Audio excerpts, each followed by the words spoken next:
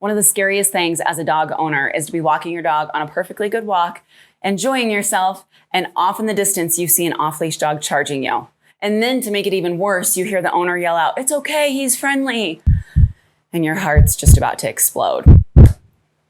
I'm going to show you guys 3 things that I've done before that have saved my dogs, myself, the other dog from severe injury. What I want you to do is if you have something different than what I've shown and it worked for you, drop it in the comments and let us know. These are my 3 tips. The first tip, this happened a couple weeks ago. I was training a very large German Shepherd that was about the size of Kuma, and about 100 yards away, I could see a dachshund and little tiny legs just charging us, barking, lunching, teeth out, hackles up, the whole 9 yards. So what I did was I had a short leash with my Shepherd, it was right at my side. I took and whipped that dog behind me and I stood in front of the Shepherd. Just as that little dog approached us, all I did was take and just popped it right in the side. The goal wasn't to injure the dachshund that was charging us. It was to keep everybody safe. So if the dog I was working with been dog aggressive, or maybe I didn't even have control of them on a leash, that would have ended very poorly for the dachshund. Warning. If you decide to use the kicking method, whether it's a small dog or large dog, there is always the potential that you could get bit. So you've got to know that that could happen. Okay, great. So that's what you do for a small dog. But what do you do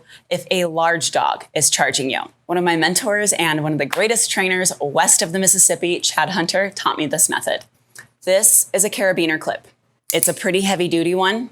I got it off Amazon. It was about $15. You take and clip this carabiner clip to the end of your leash. Your dog is going to be at your side. If you see an off-leash large dog coming for you, you pull your dog behind you and you take your carabiner clip and you start swinging it. Stomp towards that dog and plan on using this clip and that swing to pop the dog in the head. I know that sounds terrible. I don't want to hurt the other dog, but I would much rather use that carabiner clip to stop the dog from whatever its intention was versus us end up in the vet with lots and lots of medical bills or a tragedy that we can't come back from. And depending on what breed your dog is, you could very well get blamed for something that was not your fault. A couple last things, even if you don't have a carabiner clip, your body pressure alone and stomping towards the animal is intimidation, and that paired with vocals will help get that dog back. The very last thing, I'm sure that there's somebody watching this that says, yeah, well, my dog's not at my side, it's out in front of me or it's beside.